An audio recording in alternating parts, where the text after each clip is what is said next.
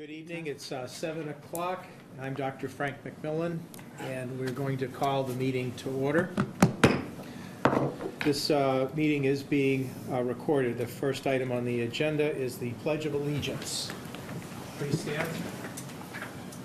I pledge allegiance to the flag of the United States of America and to the republic for which it stands, one nation, under God, indivisible, with liberty and justice for all.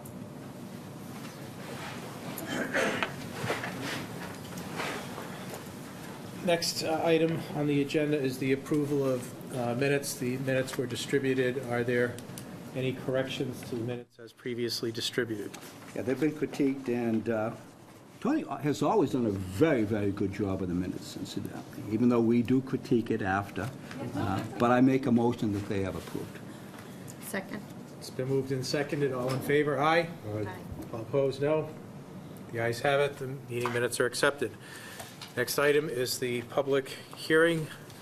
I have a motion to open the public hearing. Motion. Second? Second. Without objection, the meeting is open. The meeting is now open. We have some presenters from the Brookside. Please make yourself comfortable, have a seat, introduce yourself. Just try to speak in the microphone because we're being recorded for TV. My name is Patricia Heenan. I am president of the board of Brookside Homeowners. I've lived on property since 1997 and have been, my husband and I have been very involved with the maintaining of the pool, and this to us is our pride and joy. So we are coming again in front of you asking for a waiver because it would be a hardship for our property to have a lifeguard on property. We have for the last, well, since I've been there, since it's opened, we have not had one incident. I think we've done most everything that has been asked of us when it comes to maintaining the pool and upgrading it, and we're asking for your help in understanding our situation. One of the things I know is important to you, and I did put it in our letter, is the CPR certificates that we have on file. This past year, I think we had 5 or 6 owners that live there that allowed us to post their CPR certificates. My brother is a fireman in town, and I found out from him the other day that town of North Andover offers CPR for free. So we are going to put out a notice to all residents asking them if they're interested. We're going to set up a day with the fire department so that we do have more, because we do understand that it's an issue to not have a lifeguard there. So that would be our step this year to improving our yes, our maintenance and agreement with the town. So at this point, we're asking for another waiver again.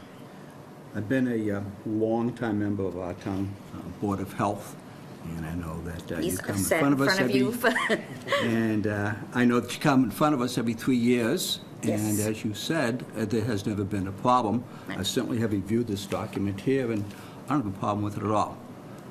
Delighted that the CPR now is going to be offered to everyone in the complex. Yep. And I do hope that everyone attends. I hope they do as well.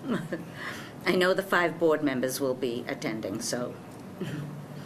Right, we got some new members on the board. Joe and I are familiar with these folks, but can you just give us, just go into the issues and the reasons that we've approved the waiver in the past, what the history has been, and Okay. and also your opinion as to whether we should approve it again. All right, great. So as you guys can see, they submitted the letter. I sent that to you guys, as well as the regulations that they're referring to. These are our pool regs, and it's a 105 CMR Code of Massachusetts regulation. 435.23 is the lifeguard section, and it's basically a policy of the board, and has been forever here, that all public pools require a lifeguard. That has been your policy, so you guys have basically abide by this by requiring it.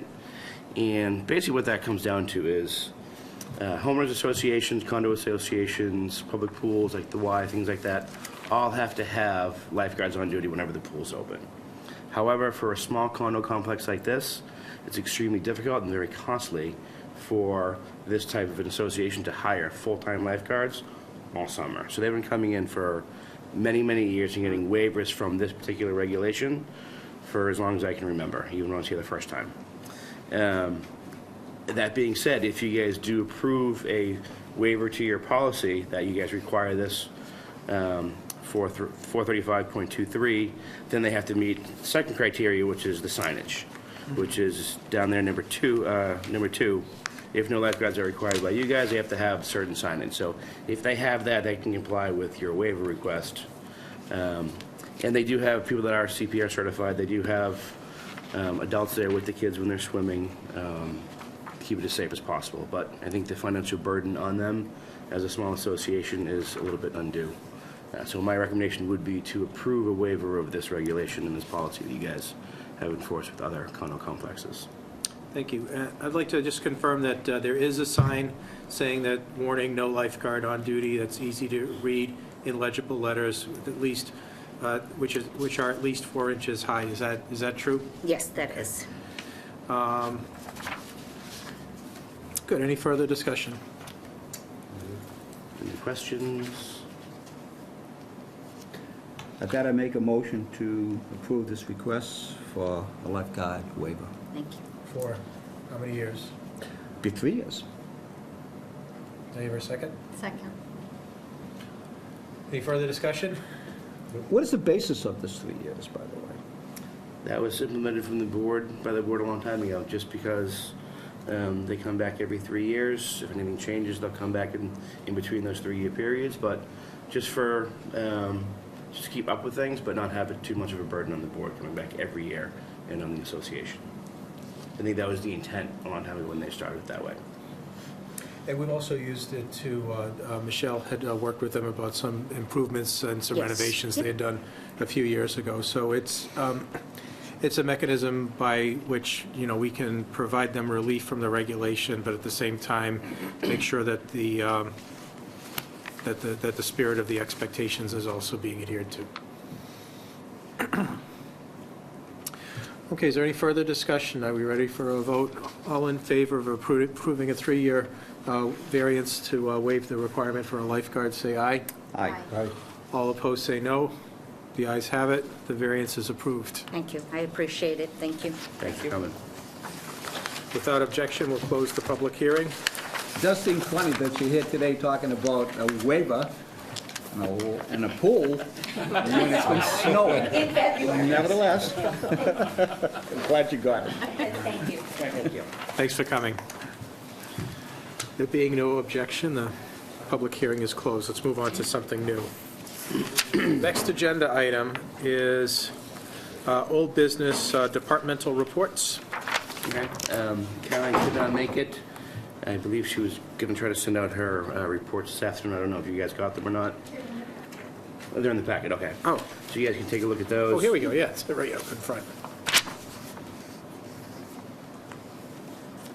That is her report.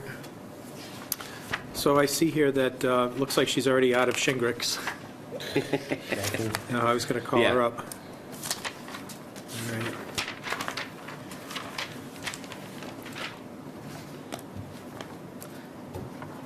Okay. But I believe she has ordered another round.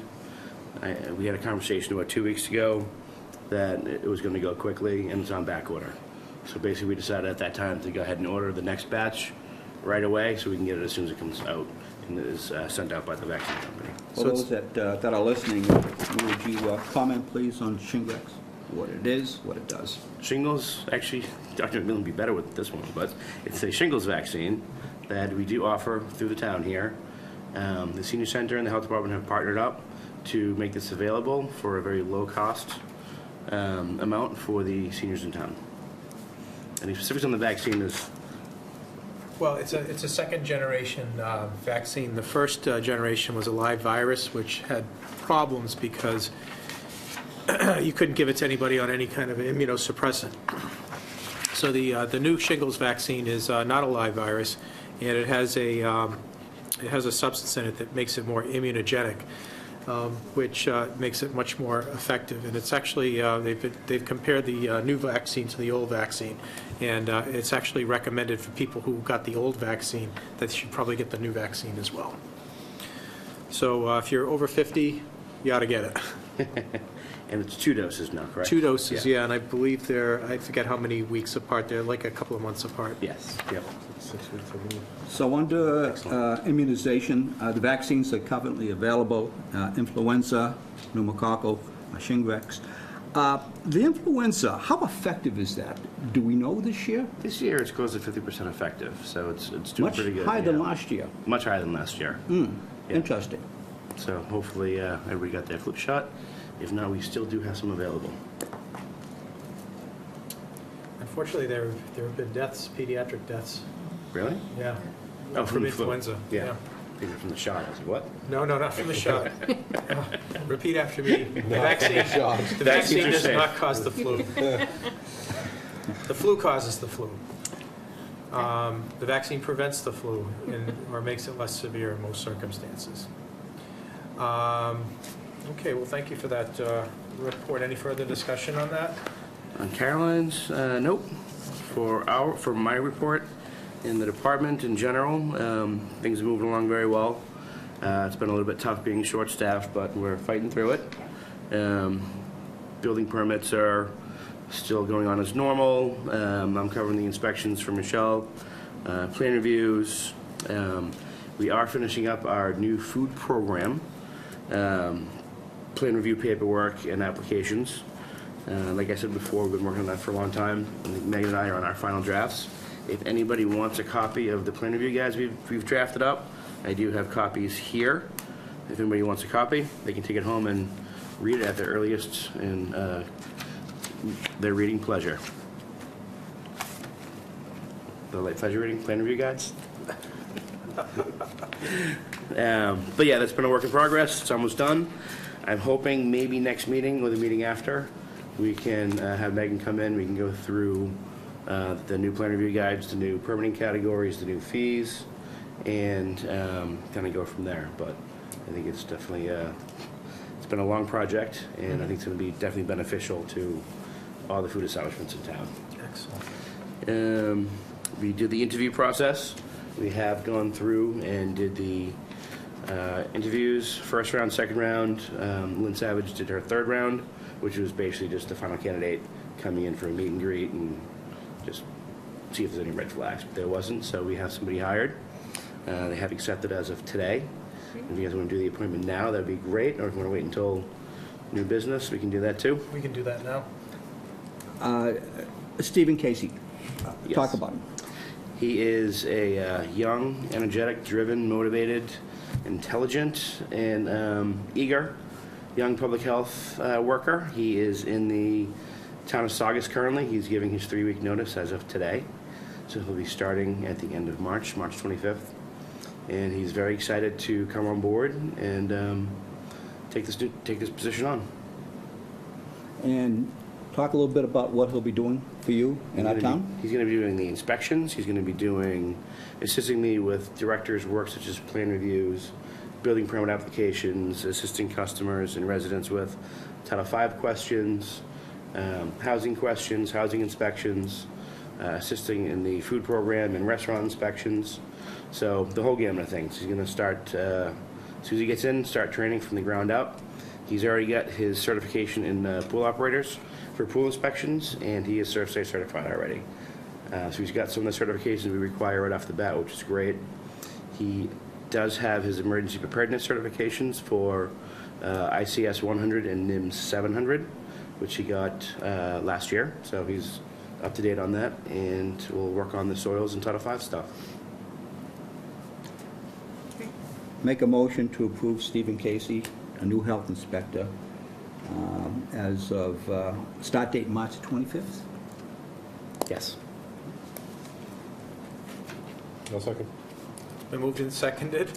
All in favor of appointing Stephen Casey, health agent, inspector, health inspector. Yep. Health inspector. say aye. Aye. Aye. Opposed, say no. The ayes have it. He is appointed. Excellent. All right. So on top of the interviews and that whole process, we did go to a food code seminar yesterday on the 2013 food code. Stephen Casey was there, so we get to introduce him to all of the people in the region, and I get to introduce him to Michelle, who got to talk to him for a little bit about what she did here and her role and how she misses it and loves us. So that was really good. I had met with the town council a couple times on various things, such as the TBI project coming before you guys in the near future. Rural Crest, just the ongoing water table issue out there that we tabled order letter last October, November to the spring. So we're going to be working with them on getting that taken care of this spring within the next month or two, and determining the effects of the water table on one specific building, actually. And abandoned properties, and a new potential food code regulation that I wanted to talk to you guys about, just briefly. So the new 2013 food code, in their new definitions, dropped retail establishments as a permitting category for boards of health. So this is for prepackaged, they call them TCS foods. That's time and temperature controlled for safety foods. So your snack racks, your chips, your candy bars, your soda, things like that are not going to be permitted under the new 2013 food code. New, it's 5 years old, 6 years old, but new to us. Now, what a lot of the local boards of health are trying to do and are starting to do now is implement a local regulation regarding retail establishments to get a food establishment permit. A lot of towns are moving that way just because of the revenue, and we do have some oversight with these particular places in terms of expiration dates and sanitary conditions. So your gas station snack racks, convenience stores that don't do anything except prepackaged. And what we do when we go into these types of places is look for expiration dates on anything they sell. So food, medication, prophylaxis, things like that, we will go and take a look at, make sure nothing's expired, just for taste, safety, and obviously you don't want to be selling expired medications to people over the counter. So I think it's beneficial to do something like that, and I can get something before you guys in the next month or two regarding that, and we can keep up with that permitting category. If we were to do something like that, we would need to open a public hearing, right? Correct. Yeah, so we would just need Advertise in to the paper. have notice. Yes. Advertise in the paper, have a public hearing, have any public comment, Right. and then open the public hearing and vote on it. While we're Pretty developing the regulation, though, we can do that outside of a public hearing. Yes. Okay, so we do it at an ordinary meeting. Yeah, and this would be a very, very simple, And we would have a public hearing basically just to debate and approve a final version of that. Correct, So, yeah. okay. one other thing that I wanted to add in this food code regulation was something along the lines for the choke saver certification. So as it is right now, Massachusetts food code and the federal food code require choke saver. That was implemented years ago. So every restaurant and establishment that has over 25 seats has to have somebody certified in choke saving techniques. What's happened over the past several decades is that's advanced and it's been broken down into adult, child, and infant choke saving techniques. The state only requires choke saver. So before that was broken down, they just had one basic requirement, and now restaurants are asking, which one do we need? Obviously, the one that does all three is better to have in your establishment, but it's not required. I think maybe you guys might want to think about requiring all three. It's a little bit more expensive, but the fire department does do it for a very cheap price, and it would cover all three, from adult, child, and infant choke saving techniques. Right. I mean, that's already part of basic life support, which Mhm. our pool people have already gotten. Yes. Yeah. All right, but this is just kind of like an abbreviated version of that? Correct. So choke saving, if a restaurant needs it, they can go get it. They can get the really above board, all three, or they can get the lowest one, which is just adult. And we can't say no because they have the choke saver certificate. And it does meet the definition of the regulation as it's currently written. So you're suggesting we need a local regulation requiring all three? Yes, and I talked to Jeff DeShanes about it, because he's the one that brought it up to my attention. I've been sending people to him to get trained, and they would say, well, which one do we have to take? And he goes, I don't know. He called me up, and I said, they just need a choke saver. So they opt for the cheapest one, which is the adult certification only, What's the cost of this? $20. And what's the $30. cost of this, the Cadillac one? 30. 30? I have no idea, yeah. So he brought that to my attention, we talked about it, I sent him, I found the regulations that has it spelled out, we kind of debated it, and he said if you guys want him to come here before you, he can go through the nuances of the three, and we can go from there. I said I would let him know. I think we all know what they are. So don't waste his time. Okay. All right. So Couple that's comments. something to think about down the road. If I do draft up something for the retail establishments, that can be thrown in there as well. And it could be a two-line or a two-paragraph regulation. Right. And the attorney will help us draft the proper language. Yes, yeah. Yeah. It's okay, so that was that. We did finish out our septic installation season. We had two somewhat difficult systems that were just finished up. There were failed systems that started before the holidays. One of the installers that we had that had the jobs tends to take his time. So they finally got finished, what, a couple weeks ago? So, yeah, septic season has finally ended, and it's going to open up in 2 weeks. All right. I have a septic tank and system in my home. And several weeks ago, the lines were not flushing properly. And I was really concerned because it's the winter. I'm saying, oh, geez, I hope the system didn't fail.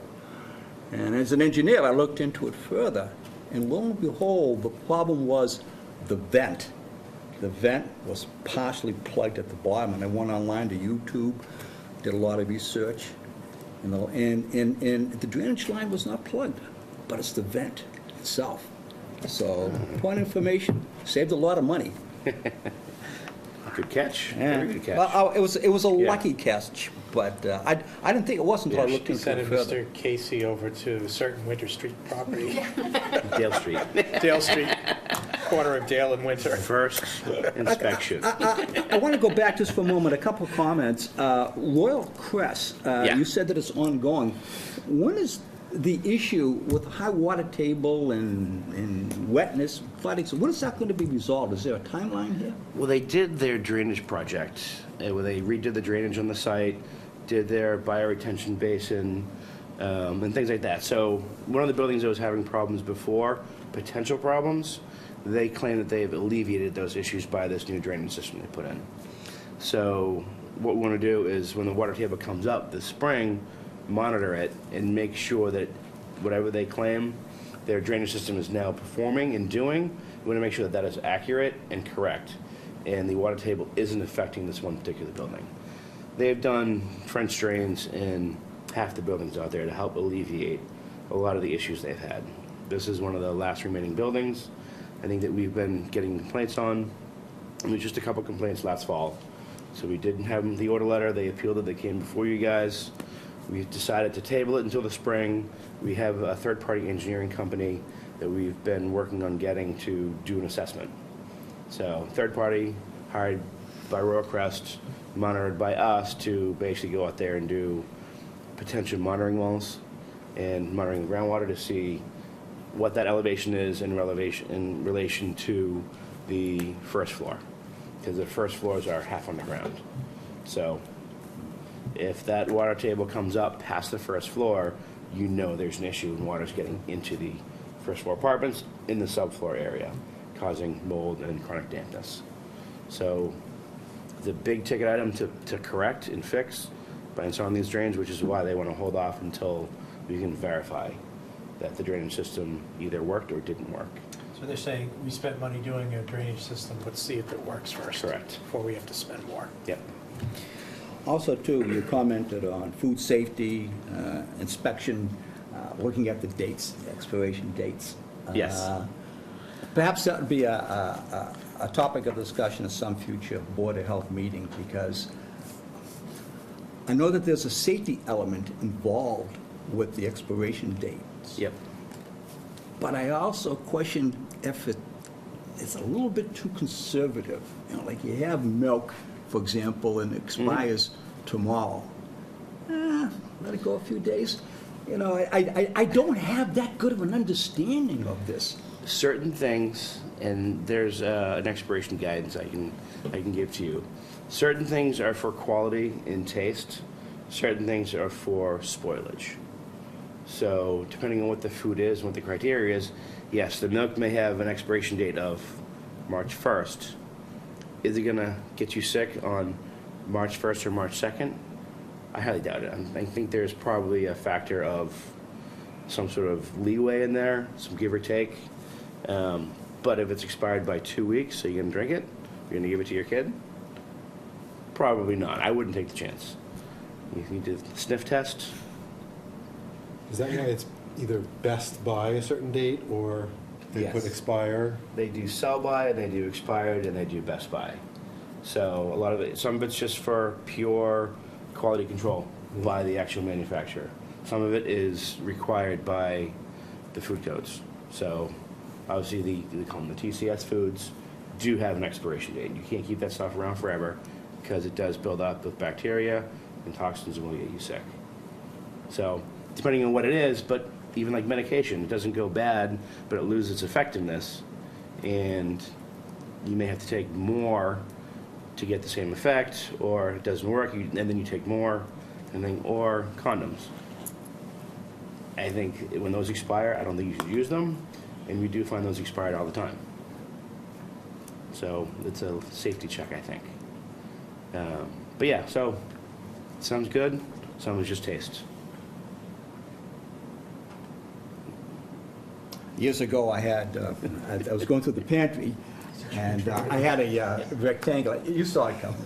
And I had a rectangular a can of Spam that was actually round. Well, the expiration date was like 10, 15 years ago. I just forgot it. So, you know, I assumed that was no good, but. Oh, it didn't say. Yeah. With the side of botulism, you're good. But yeah, that's one of the things that we do look at, and I think that is important. Because gas station and some convenience store workers, they're not out there checking the expiration dates on this stuff. The guys come in, they stock it, and they just sell it. Sometimes things don't sell, and they stay there for a long time. When you went to the training, did they talk about why they changed the code related to that, to the retail? No, they did not. They just went over, we talked about all of the different changes and how it relates to 99, which is what we were working off of, food code of 1999, and now the 2013. So the changes that have gone on relatively, the change between the two, as well as the different terminology. And there's new inspection forms, there's new classifications for violations. It's a pretty big change from what we're using 2 months ago. So they didn't give us the entire reasoning behind that. They do have, it's a 1,000-page code and with addendums. So some of the addendums do have reasoning as to what some of the changes are and why they have certain things. But I can try to dive into that for you. No, I was just curious. And when are we gonna start the trainings for establishments? I've been working with our consultant as well as some neighboring health departments on getting a regional approach to this and having trainings this spring. We haven't picked the dates yet, but we did actually, we talked last week about trying to nail down some dates and an outline and the criteria that we're going to have our consultants teach to all the establishments, kind of break it down. We don't want to do an 8-hour training. That's not going to keep their attention. They're going to remember anything. So we want to break it down to maybe an hour, hour and a half of what would affect them in their establishments versus stuff that we have to worry about. Like the new terminology and the new inspection forms and how to classify violations. That doesn't necessarily fall on the establishments, that's us. But we need them to know that the hot holding temperature is now 135 versus 141. Forever it's been 141, now that's changed down to 135 because of science and Data has basically stated that 135 is a safe hot holding temperature for all of the foods that they would be serving in a restaurant. So stuff like that is what they need to worry about. And if they have that down, then we should be good. Okay. Let's see. We had a guest invited, Deanna Cruz. She couldn't come tonight. She's our community support coordinator, and she's a licensed social worker, right? Yes, she is. So she deals with issues relating to mental health, substance abuse, life adjustment struggles, and many other areas of need. She's available. She is on email at dcruz@northandoverma.gov. And you can also drop in Town Hall, 120 Main Street here, this building on the second floor. And her door is really always wide open. Yeah. I stopped by there to welcome her to the position about a month ago or so. So And we'll to further elaborate, she's available, as noted here, to all members of the North Andover community. So if any of you have problems in your family with mental health, substance abuse concerns and so forth, she's the person to speak with. Yes, and she's got a really good pulse on all of the resources available to people. So if you have even just questions about a family member or a friend or, somebody that you're acquainted with that has maybe an issue that they're dealing with and they don't know how to deal with it or don't know where to go to deal with it, her expertise is getting people the resources that they need. Like, she is a licensed social worker and can help talk through the entire situation. If the person comes in who has the problem, she can talk to them, figure out what they need, and help them get those resources and get those needs met. So hopefully next month she'll be available. She was supposed to come tonight, but she had some other things that came up during the day this afternoon that she had to take care of for residents here in town. Unfortunately, substance abuse is a major concern in many families.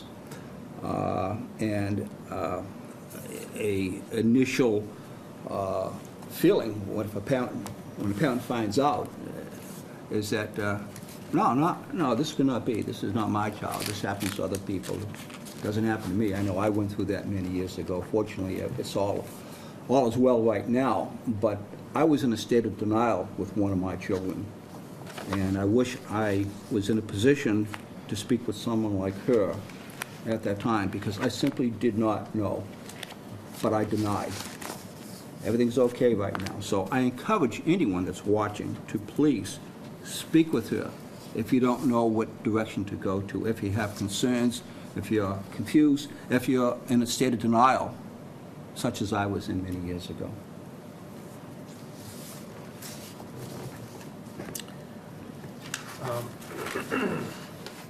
We're into our last agenda item, correspondence. Any further items? I do have copies of the choking requirement, if anybody wants to take a look at the Mass General Law and the state law. It's very, very short and very sweet. If anybody wants to take a look at those, I brought those for you guys. TBI update, we haven't received anything formal. I did have some communication with Jeff Thompson regarding their potential proposal. I did bring a copy of the site assignment. I can email it to you guys. When you want a hard copy, I brought an extra. I reviewed that and met with Suzanne Egan earlier today about it. And there are obviously some questions we have in terms of the site assignment and their new proposal with meeting and maintaining the site assignment requirements and conditions that were approved back in 2008, I believe. So minor stuff, but like traffic queuing, overall square footage of the operation. It's all listed in here as in the site assignment. So we were debating on doing maybe like an addendum or something easy. It may have to be a minor modification. Suzanne's looking into the legalities of what the next step would be for them to come before the board with a formal proposal to get their potential new operation or additional operations approved. It's quite an impressive operation that they have there. I know Yes. some of us that have been on the board for many years, have tour the facility. And that we have new members is something that we may want to do in the not-too-distant future again. When the weather's warmer. Yes. Yeah. Take some nice spring field trips. Well, we had Larry at the top of the stack at Wheelabrator. I didn't realize he had a height problem. Not until he wouldn't step on. He had a dust mask on all the time. I said, "Lad, you don't need a dust mask." So yeah, so we can do a tour of TBI. We can go back to Wheelabrator, go to GLSD, kind of take a little round robin around the town. And I have to say, I agree with Joe. I was thoroughly impressed with the, I mean, this was many years ago that we did the tour at TBI, but they recycle construction waste, and it's pretty impressive what they do over there. I'm going to leave this to you. You can have that. It is very riveting, I'll tell you. Sure it is, I'll tell you. Yeah, next time you have insomnia. I was gonna say, Yeah. yeah. Is there anything further that people wish to discuss? Mosquito control. I did, Tony put in your packets all the mosquito control documents for this year, the 2019 Best Management Practice Plan for North Andover, Vector Management Plan, the exclusions from pesticide application, and the accounting documents that we get every year. So I just want to let people know that obviously we do spray when needed for mosquitoes, either for nuisance mosquitoes, for individual requests, or for West Nile virus and Triple E vector reduction. If you do want to exclude your property, there is a form you can fill out on the Department of Agricultural Resources website. It's mass.gov. It's called the Request for Exclusion of Wide Area Application of Pesticides. So we do have people that do fill these out every year. It's an ongoing form. We used to have a deadline. There's no deadline. It will go into effect 14 days after you submit this request. It is electronic, or you can send it into the Department of Agriculture. So that's completely up to the resident, however they choose to do it. But it is on the mass.gov website under the Department of Agriculture Resources, Request for Exclusion of Wide Area Application of Pesticides. So I want to make sure people know that. We can't get this on our website. So I was going to say, can we put a link on our Yeah. website? Yeah. But that's only the exclusion for spraying in front of their home, Correct. period. Yep. So as you guys know, mosquito spraying is done via truck bed. It's an ultra low volume mister on the back of a truck during, usually after dark, during peak mosquito hours, so right after dusk. They drive around the streets, they mist it and fog it, and it kills any adult mosquito that it comes in contact with. It's a very, very benign chemical, but it will kill mosquitoes and other types of insects that are out flying at that time. It does break down in sunlight and when it hits water, so it doesn't affect anything once it disperses and then either evaporates or lands on something organic or is touched by sunlight. So, but if you want to get excluded from that, you can do that. Any questions about mosquito spraying? What's the benefit and difference between that versus hiring a private company to come to your house to do mosquito spraying? Two completely different types of protection. Mosquito Squad will do a barrier spray only. They don't have the adulticiding capabilities, and they do it during the day. So they do a vegetative barrier, it's almost like an insect repellent, on the vegetation around your property. So it keeps mosquitoes from coming through that vegetative barrier into your backyard. It doesn't kill them. This mosquito control and the chemicals that they use kill mosquitoes. So there are two different ways that you can go about it. Mosquito control does use both of those depending on the application. So we'll do barrier spraying for playgrounds and school fields at the end of the summer before kids go back to school and the fall sports leagues start up. Gives you 3-week protection, give or take, depending on rain and weather and conditions, things like that. Adulticiding is just a quick knockdown of adult mosquitoes.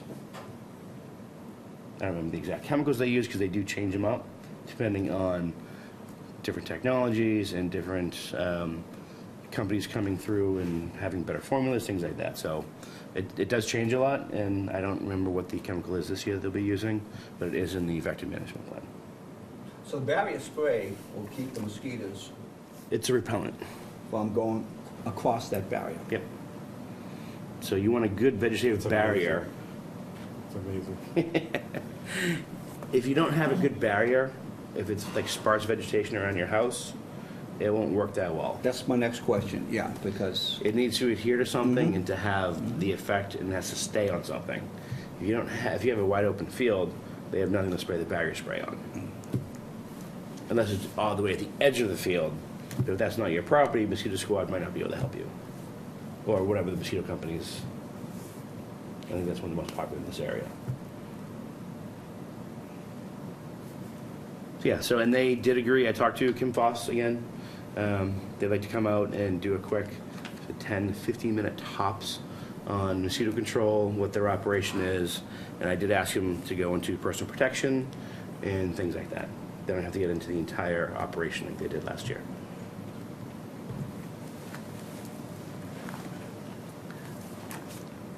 And that's it for mosquito control. Okay.